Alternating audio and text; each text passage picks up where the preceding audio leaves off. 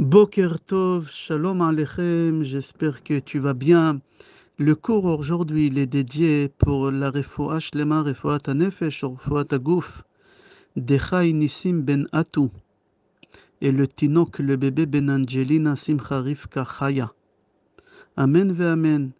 Et aujourd'hui, on va étudier ensemble dans Gemara Shabbat, page Lamed Dalet. Il y a une Mishnah dans cette Gemara, Shlosha Dvarim Tzarich Adam Lomar Betoch Beto, Erev Shabbat.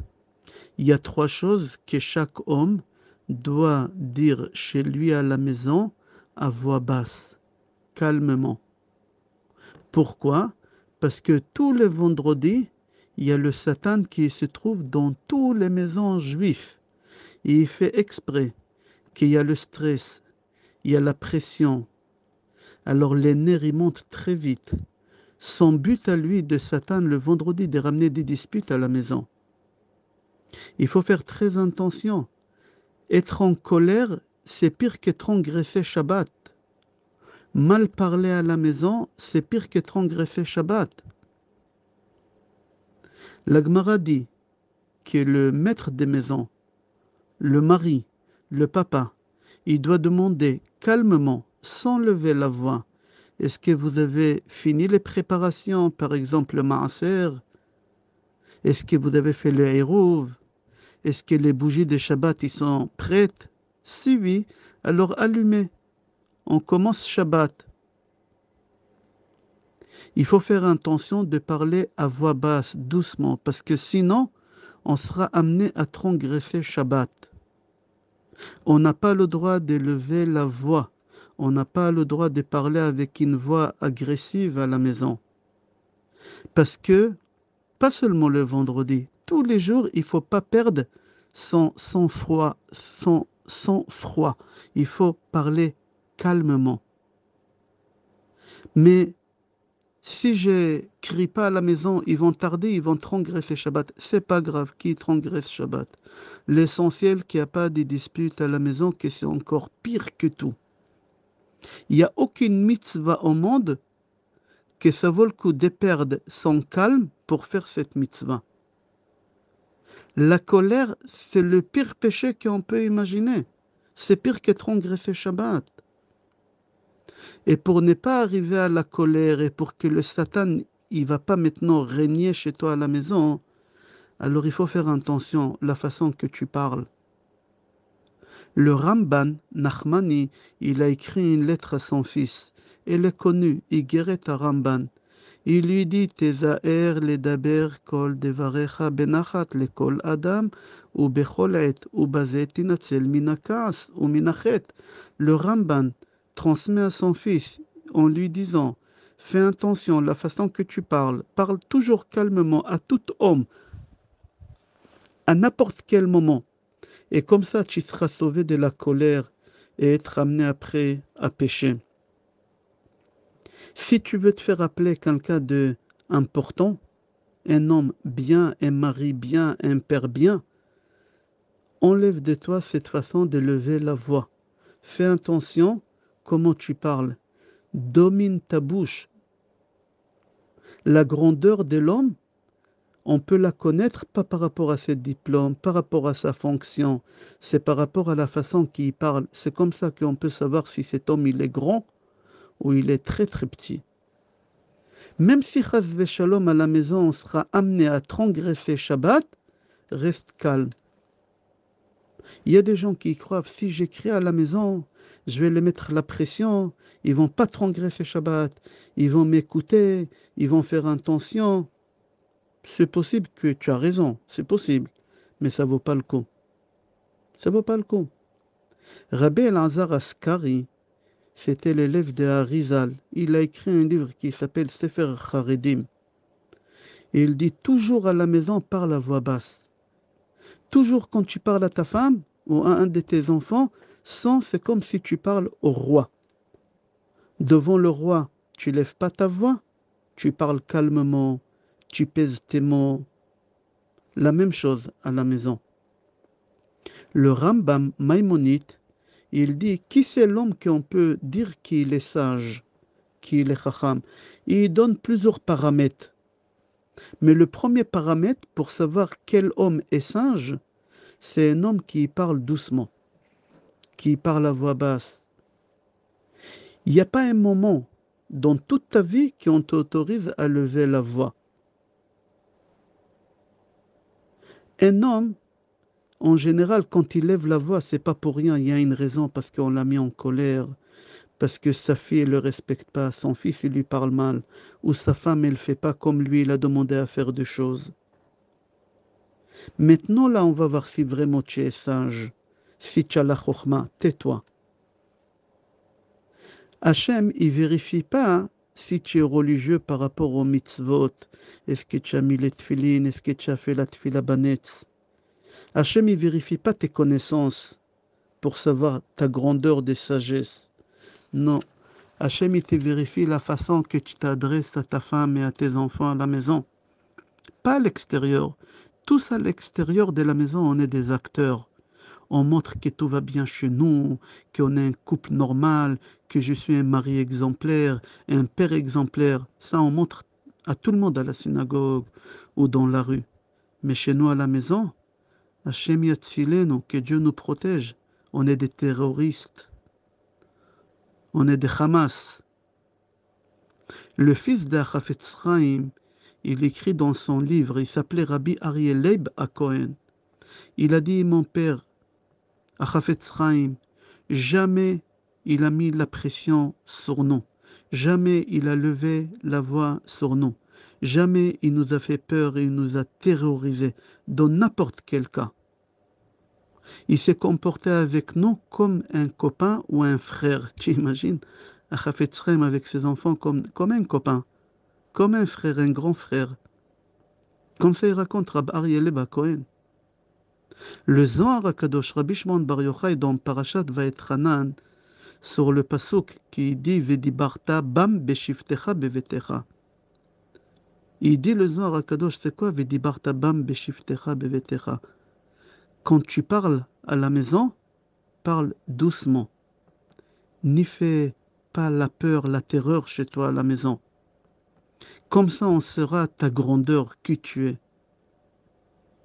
C'est pas facile de ne pas lever la voix au moment qu'on est en colère. On a du mal à dominer notre colère.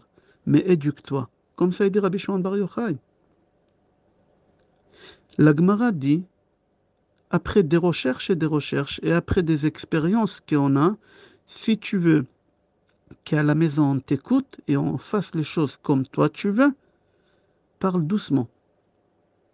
Même Shlomo HaMelech, il dit dans le livre Mishlei, chapitre 25, pasuk 15, Be'orach ruach yefutze katzin, ve'lashon racha teshaber garem. Shlomo HaMelech, il dit, si tu parles doucement, avec la patience, tu pourras convaincre un général. Les généraux, à l'époque, ils étaient très durs. Toujours, ils voulaient avoir raison. Tu vas voir, tout le monde, ils vont t'écouter. Même un katzin, même celui qui est dur, qui toujours, il va avoir raison, il sera d'accord avec toi. Ou belashon raka teshaber garem, c'est-à-dire quand tu parles doucement, même les choses les plus difficiles, tu pourras les obtenir. Il y a quelqu'un, il m'a dit, Rav, ça fait 3 ans qu'elle m'a fait, elle ne m'adresse pas la parole. Je lui ai dit, tu es responsable. Il m'a dit, mais pourquoi? Regardez qu'est-ce qu'elle m'a fait. Elle a fait ça et ça et ça. Je lui ai dit, si tu n'aurais pas crié à la maison, si tu n'aurais pas terrorisé, si tu n'aurais pas fait peur à ta fille, elle n'aurait pas arrêté de te parler. Mais comme tu cries, tu la terrorises, tu lui fais le stress, la peur, alors elle a arrêté de te parler. Et elle a raison. Tu fais peur. Maharachu Rabbi Chaim Vital dit sur son Rav Arizal qu'il faisait très attention à ne pas faire d'Averot. Mais surtout, le pire péché pour lui, c'était quoi? C'est la colère. Le pire péché qu'il y a dans la Torah, c'est la colère. Pourquoi? Parce qu'il dit chaque péché, elle peut abîmer un membre de ton corps. Mais la colère, ça abîme la neshama. Au moment que tu te mets en colère, ta neshama, elle quitte le corps et une autre neshama, elle rentre en toi. C'est dommage. Tu avais une neshama propre, tu as travaillé sur elle pendant des années, tu l'as modulée comme il faut. Tu l'as perdue maintenant quand tu te mets en colère. Il y a une neshama qu'elle rend en toi des démons. Malach ra. Quelqu'un se met en colère, on dit, waouh, on dirait un démon. Mais c'est la vérité, c'est marqué dans la Gemara. Il dit, il n'y a pas un pire péché que celui-là de se mettre en colère et de crier à la maison. Même que tu as fait beaucoup de mitzvot, tu as jeûné, tu as modulé ta neshama, tu vas la perdre. Maintenant, cette neshama, elle va partir et on va te donner une neshama d'un Arafat. Oh, maintenant, pour travailler cette neshama-là, c'est dommage. C'est dommage. Tous les mitzvot que tu as fait, tu as tout perdu au moment de colère. Tu as une autre neshama impure qu'elle rentre en toi. Et tu dois tout recommencer, rebelote à ton âge, à 45 ans, à 50 ans. Toujours, tu dois rentrer chez toi à la maison avec un sourire sur ton visage. Tu parles doucement, tu fais pas de remarques, tu jettes pas des pics à droite et à gauche. Rabbi Chaim Falaji, c'était le grand rabbin d'Izmir en Turquie.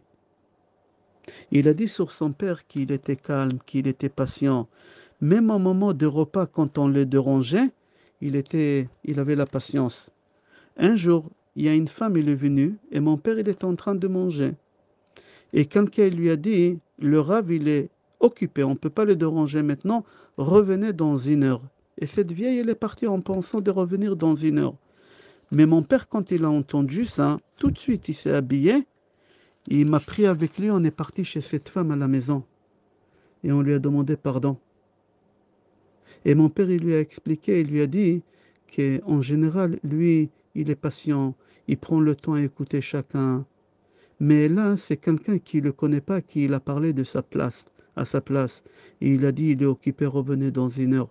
Et il a demandé à cette femme pardon, on dirait qu'est-ce qu'il lui a fait. Cette femme, elle était gênée. Et le rave, mon père, il n'a pas bougé de là-bas jusqu'à qu'il a obtenu son pardon et qu'il a vu que vraiment il était calme. Jamais, jamais, mon père, il s'est mis en colère, comme ça il raconte, au moment qu'il s'est reposé Shabbat. Tu sais, quand tu dors l'après-midi, et les enfants en bas âge, ils courent, bla, ils font des bruits. Non, sois patient. Éduque-toi à être patient. N'éduque pas tes enfants. Éduque-toi à être patient. Comme ça, son fils, il témoigne sur son père, Rabbi Haim Faladji. Il faut que tu saches, l'éducation, elle se commence par nous-mêmes. On doit s'éduquer nous-mêmes. On doit montrer un exemple à nos enfants. Les écoles aujourd'hui, ici en France, on les appelle éducation. L'éducation nationale. C'est faux. Nous, les juifs, on ne l'appelle pas éducation. Nous, les écoles, on les appelle la transmission. Moshe, Kibel, Torah, Misinaï. On transmet dans les écoles des informations, des halachot, des lois. Mais l'éducation, elle s'est faite à la maison. Comment maman, elle se comporte. Comment papa, il se comporte. Et les enfants, ils prennent un exemple. L'éducation, elle ne s'est faite pas dans la rue. L'éducation, elle ne s'est faite pas à l'école. C'est chez toi à la maison. Qu'est-ce qu'un enfant il dit dans la rue, c'est qu'est-ce qu'il a entendu chez lui à la maison à table Shabbat. Si tu vois un enfant à la synagogue prendre une bouteille d'eau et boire de la bouteille parce qu'il a vu sa mère à la maison faire ça, il a vu son père faire ça. Les enfants, ils voient tout, ils captent tout, ils observent tout, mais ils ne disent pas. Mais ils gardent ça chez eux dans leur gène et après, ils vont vivre comme toi tu as vécu. Je répète, n'oublie pas, l'éducation, c'est à la maison. La façon que tu te comportes, madame, la façon que tu te comportes, monsieur, c'est comme ça que tes enfants ils vont se comporter. À l'école, on n'a pas le temps d'éduquer. À l'école, vite, vite, on donne des informations, on transmet. Nous, on appelle ça, l'école, on l'appelle la transmission. C'est Mishnah, maxime de nos pères. Moshe Kibel Torah Misinaï, Umsara li Yoshua, ve Yoshua li Skenim. Moshe, il a reçu la Torah et c'est marqué qu'il a transmis, c'est pas marqué qu'il a enseigné. Et Yoshua, il a transmis aux anciens et les anciens, ils ont transmis aux sages. C'est que la transmission jusqu'à aujourd'hui. Toi, autant que père, tu dois transmettre à tes enfants. Quoi? Comment il faut se comporter? Comment il faut être sage? C'est quoi Chacham? C'est quoi sage? C'est pas la quantité de la connaissance que tu as. Tu peux avoir des connaissances énormes, mais tu ne sais pas comment parler à ta femme, tu ne sais pas comment parler à tes enfants, tu es un bête, tu es un imbécile. Akadosh Baruch Hu, il va te juger, est-ce que tu es sage? Et toi aussi, tu dois savoir est-ce qu'un homme, il est sage par rapport à la façon qu'il parle. Quelqu'un qui parle vite, à voix haute, et il ne laisse pas placer un mot, il est bête, il n'est pas chacham. Dans Masechet Kala, c'est marqué là-bas que Rabba, il a dit qu'Eliyahu Hanavi, Zichrono Livracha, il lui a dit, il faut que tu saches, quelqu'un qui est coléreux, quelqu'un qui est rigoureux, quelqu'un qui est trop dur, rigide, la Torah, elle ne peut pas être chez lui. La Torah, elle s'éloigne de lui. Si tu t'éduques pas à être calme, c'est dommage, tu vas perdre toute la Torah. Comme ça, Eliyahu Hanavi, il a dit à Rava. Il lui a dit, Eliyahu Hanavi, il faut que tu saches. Moi, je me dévoile qu'il y a des personnes qui travaillent sur leur colère, qui ne sont pas rigides. Si tu veux, toi, que tu m'écoutes, qu'Eliyahu Hanavi vient chez toi, parle doucement à la maison, calmement. N'y t'énerve pas, n'y parle pas à voix haute. Eliyahu Hanavi va rentrer chez toi à la maison. Le Sabba Mikalem, un jour, il a vu qu'il y a un Rav qui écrit sur un de ses élèves. Le Sabba Mikalem, il lui a dit, mais pourquoi vous parlez comme ça? Pourquoi vous criez comme ça sur l'élève? Alors le Rav, il a dit au Sabba Mikalem, ça fait 3 fois que je lui répète quelque chose, et il ne le fait pas. Le Sabba Mikalem, il a dit, il faut d'abord que tu saches qu'on n'a pas le droit de se mettre en colère, c'est péché. C'est péché. Deuxièmement, quand tu parles à voix haute, on ne t'entend pas. Parle doucement, on t'entendra. Tu le terrorises, tu lui fais peur. Il est concentré sur autre chose. Il n'est pas concentré sur ce que tu lui dis. Si tu veux qu'il t'entende, aide-le à se concentrer sur ce que tu es en train de lui dire. Le Sabbat Mikalem, il le dit, est-ce que toi, tu as pu changer ton comportement en 3 fois que tu as étudié la halakha? Non, lui aussi en 3 fois, il ne peut pas. C'est pour cela, parfois, ça peut arriver qu'on glisse, on lève la main, on crie. Pardon, pas on lève la main, on lève la voix. Chas v'shalom. On lève la voix et on crie. C'est pas grave, ça peut arriver, on glisse, tous on glisse. Mais dis à Hachem, Hachem, pardon, je reprends, je te promets, la prochaine fois, je me rattrape, je vais me contrôler. On ne peut pas finir le cours sans Rabbeinu, Rav Nachman mi Breslev. Il dit, Rav Nachman mi Breslev, chaque fois qu'Hachem il veut donner une bonne parnassa à quelqu'un, Hachem d'abord il vérifie dans la colère. Est-ce que tu domines ta colère? Je te donnerai la parnassa en abondance. Si tu domines pas ta colère, tu perds ta parnassa. Et tu perds aussi ta neshama. Et Rav Nachman mi Breslev, il explique pourquoi la colère elle est liée à la parnassa. Il dit parce que la parnassa, elle vient mitzafon. Tzafon, je crois en français, ça se dit le nord. Alors si tu domines ta colère, tu auras la richesse. Mais si tu domines pas ta colère, tu vas perdre ta parnassa. Soudain, tu vas voir, la voiture, elle tombe en panne, tu auras des dépenses. Le portable, tu l'as perdu, il faudra acheter une autre. Tu auras beaucoup de dépenses, des dépenses. Pourquoi? Parce que tu t'es mis en colère, tu as crié, tu as levé la voix. Pourquoi? Parce que la parnassa, elle vient de Tsafon, du nord. Et la colère aussi, elle vient de cet endroit-là. Il dit Rav Nachman, c'est une règle. Toujours, la colère, la tentation de la colère, elle vient avant la parnassa. Quand Hachem il veut te donner à gagner une belle somme d'argent, d'abord Hachem il te teste dans la colère. Si tu domines la colère et tu arrives à te contrôler et tu parles doucement et tu ne lèves pas ta voix, Hachem il va te donner la parnassa. Mais si chas v'shalom, tu n'arrives pas à dominer ta colère, alors tu vas perdre ta parnassa et c'est dommage. C'est dommage. Ok, on va s'arrêter là. Résumé de ce cours, savoir comment parler, comment dominer sa colère. Par rapport à ça, tu peux connaître la grandeur de la personne, la sagesse, l'intelligence de la personne. C'est pas par rapport à la connaissance, au nombre des pages des Gemara, des Mefarshim, des Tosfot, non, pas ça. On va s'arrêter là. Je te souhaite Yom Tov, Bracha ve'atzlacha, Besorot Tovot, Yeshua v'nechamot et Kol Tov.